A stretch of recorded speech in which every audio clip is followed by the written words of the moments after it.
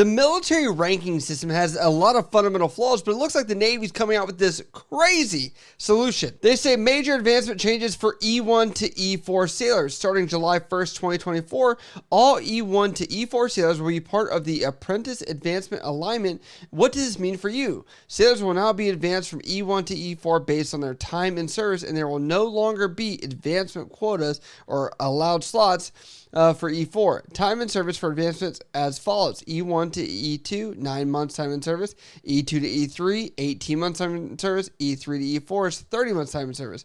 The fall 2023 advancement cycle will look different as the Navy transitions. The fall 2023 cycle will have greatly increased quotas for historically low advancing rates. For all the details, read Nav Admin 168, and this is the whole thing laid out here. So this picture that they generated here talking about these gaps actually made more confusion than what people were expecting maybe at My Navy HR. Because if you look here, they're saying 9 months for E1 to E2, then 18 months E2 to E3, and then 30 months E3 to E4. A lot of people are questioning is like, is that per each rank? But no, these are the year marks that, or the month marks that people have gone through. Now, to give you guys some backstory, this is no secret that this has kind of been in some kind of weird limbo, and that is because since COVID-19 released the beast of what it was, essentially that meant that the E3 to E4s were the only ones affected, that they could not take a advancement test in order to be ranked up to the next cycle, and they went to this weird no test thing for all of those ranks, which I was like, okay, weird, but you know,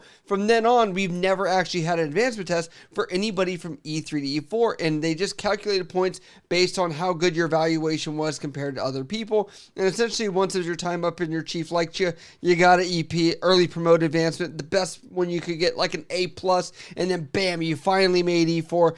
Pat on the back, right? However, this has left a lot of people in limbo with a couple things where I'm going to say, first off, for anybody that is over the 30 months right now, like why can't they just put the rank on right now, the day of July 1st, 2024, if that's the case, if they're going to hit that. On top of that, there are a lot of people making questions about this where it's like, if this is the case, what about people that were automatically supposed to promote based off a special skill, such as being a nuke or some other type of technical, field that the military has promised a lot of people automatic E4, where this is going to create a difference in balance and as far as power goes, people wanting to go into those jobs if maybe they're already going to get the E4 automatically. And this has left a lot of people also, in the majority of the jobs out there where they were probably going to advance faster than this 30 months. So for most people, this is probably going to hinder them. Where if, for example, you were a hospital corpsman, a Navy medic equivalent, if you want to put it that way,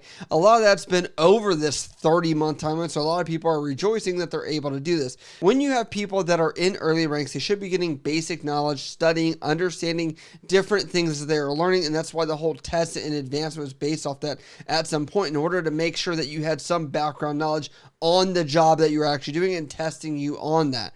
On top of that, I have to say that this is culturally just going to continue on what I believe is a perpetual issue within the E1 to E3 ranks, where a lot of times this is just a blur of E3 below. Now I think it's just going to be E4 and below, where I think our issue is power is so sucked up at the E6 level competing, trying to make E7, where this is not going to allow appropriate earned respect, earned responsibility in order to have that trickle down at the E4 ranks like I think it should be. If anything, I think they could have maybe made it where, hey, you got to be E4 a little bit longer, just like how the Marine Corps did it for Sergeant only a couple years ago, because people were making it too darn fast because they had no experience. So if you ask me anything, I'd say, why not just make the E1 to E3 rank just E1? I mean, shift everything down, and then at certain marks you get pay bumps because it doesn't matter anyway.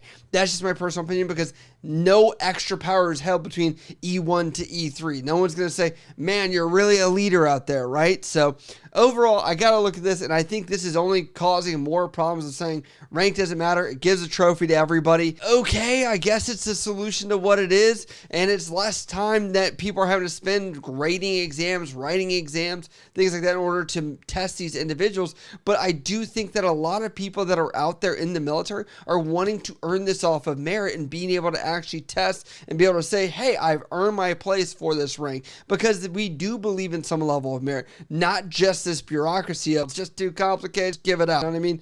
That's my thought process, but let me know down in the comments below what you think this is going to do for your community, or if you think this is a good idea at all. I would rather go back to having some earned rank out there, but I do know that choose your rate, choose your fate is an issue across the entire Navy, as people, some are lucky, some are not. If you're a corpsman, you're going to take forever to make it, and this is a benefit for a lot of people if you don't want to try. Whereas people on the other end of that spectrum, maybe is like some other rate, probably are going to say, I wish we just kept it the other way. So let me know what you guys think down in the comments below. As always, if you guys have questions, hit me up over on Instagram, Snapchat, Twitter, TikTok, down in the comments below. Love you guys. See you next time.